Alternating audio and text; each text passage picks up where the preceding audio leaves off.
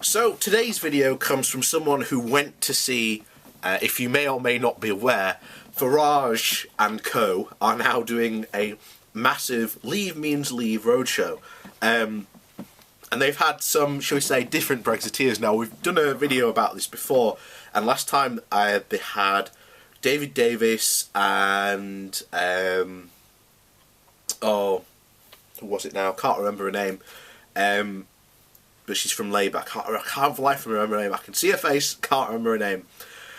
So this is another roadshow that someone attended, and it's just fascinating, the stuff they are saying. So yesterday afternoon I attended the Brexit roadshow in Torquay. I had reservations about donating £5 to a cause that obviously I didn't support, and guess I should have watched the event online. I wanted to get a feel of the atmosphere firsthand, and I'm glad I did. The event was supposed to be sold out, and to be fair, for once I was in a hall and I only saw the occasional spare seat. The only person I saw under 40 was the man in his 20s who took my money on the door. This was the first thing that struck me, the lack of any young people in the audience, and I was probably amongst the youngest in the hall. The hall contained approximately over 1,000 grey-haired men and women, mostly in their 60s and 70s, with far more people in their 80s and 90s than in their 20s and 30s. These are the people taking it upon themselves to demand the right to decide the fate of the future and the rest of the country. It was quite shocking, and I reckon that there were cameras to have panned to the audience. It would have brought home to the rest of the country what was going on here, and all the generation trying to take the country back to some fancy land of their childhood, with no desire to look at reality or accept the future, which is what we've discussed before.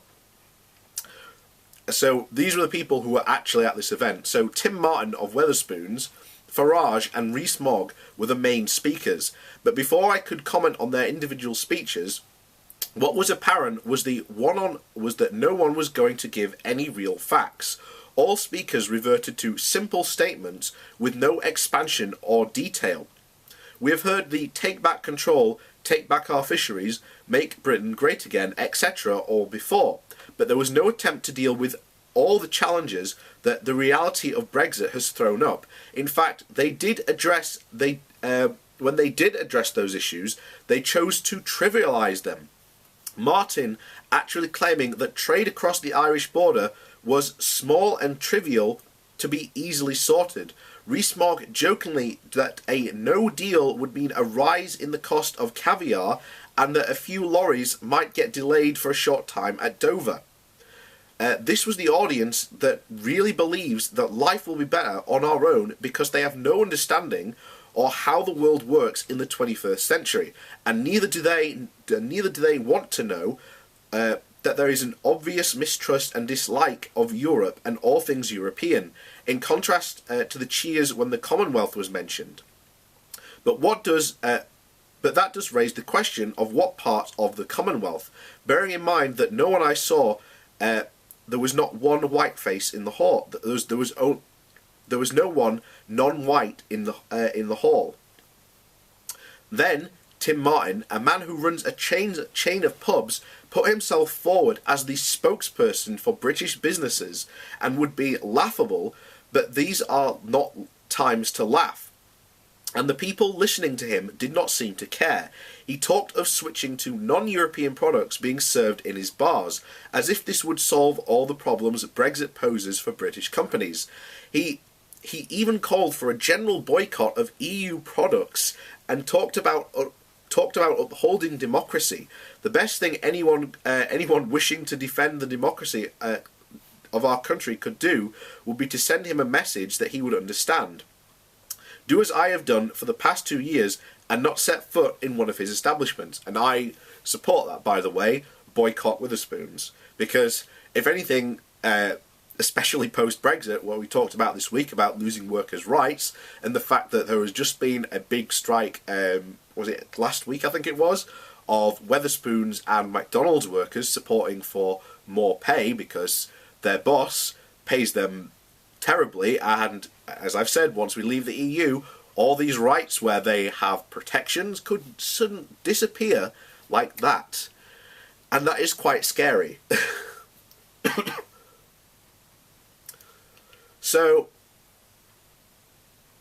Farage is ever the showman, and he knows how to play to an audience. He jokes about Theresa May and did cause great laughter, but I was surprised that Rees-Mogg, although not on the stage at the time, was prepared to come on after the harsh criticism of his party leader.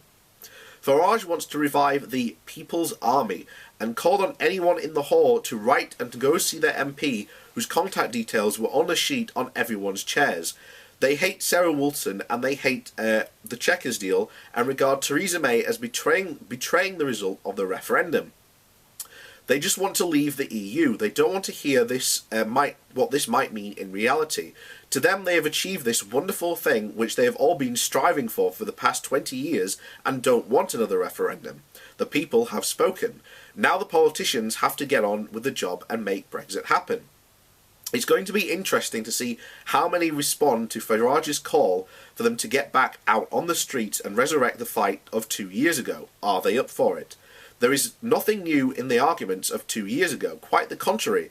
They are actually offering less of a vision. Farage's hint that this fight might go on longer than the next few weeks suggests that he is actually preparing to fight another referendum. When Farage suggests that the Remain side were the aggressive ones, I wanted at that point to shout out, "Remember Joe Cox." I remember the number of times 2 years ago that I had a fist put in my face.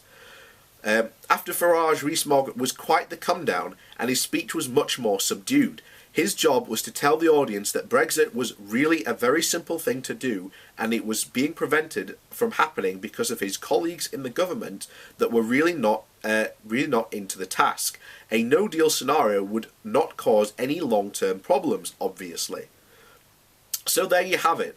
The message is one of betrayal, as on the side of the bus, and they just want to leave. They don't believe or want to know what this could actually mean for our country. I felt people here were there for the entertainment and nostalgia as much as anything else. Not one of them, not once were young people mentioned. There was no talk of opportunity or the future. It felt like a mixture of attending a meeting of a Flat Earth Society and the revival tour of a fading rock star.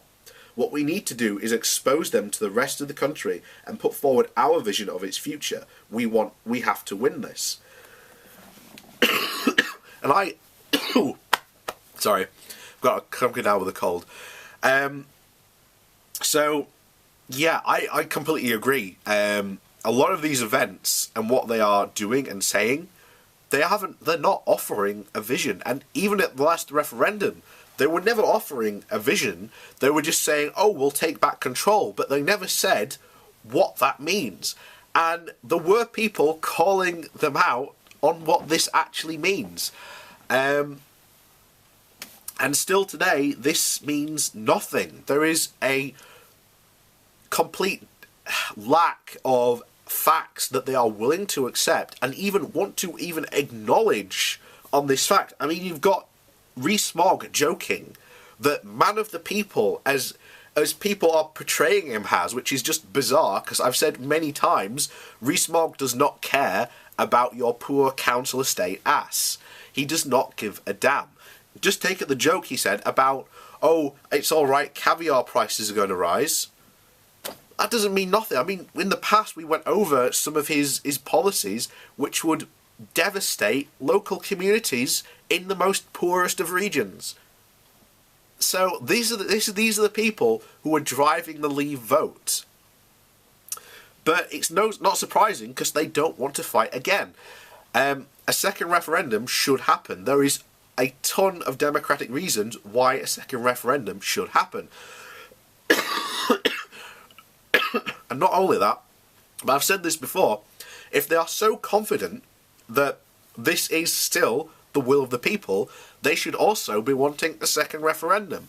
But these people don't seem to want one because, again, they are terrified they might lose because they never thought they were going to win in the first place. Remember, Farage came out on referendum night and conceded that he had lost, and that he said to people that we have to keep on fighting, and that this wasn't the end of the story. So this whole idea of, especially Leavers who call people like me Remainers sore losers, you have Farage on referendum night conceding and telling people this was not the end of the fight to leave the European Union, that it was only just the start. So there's a bit of hypocrisy in when he calls for a lack of a second referendum, but it's very evident he knows, or at least he knows there's one probably going to happen. And good, because I'll tell you what, as soon as it's announced, I'm going to start campaigning, especially in my area, because I'll be damned if my town ends up in the top 5 again. I will be damned if that happens, because I'll tell you now, the videos that Channel 4 did the day after the referendum, and I think a year later they came back with, are just embarrassing. It was embarrassing to this town, and I know there are people, actually intelligent people, who could argue a good reason for Barnsley to remain in the European Union. But there you go. But that's just the nature of TV vox pops, as they're called. So that's that.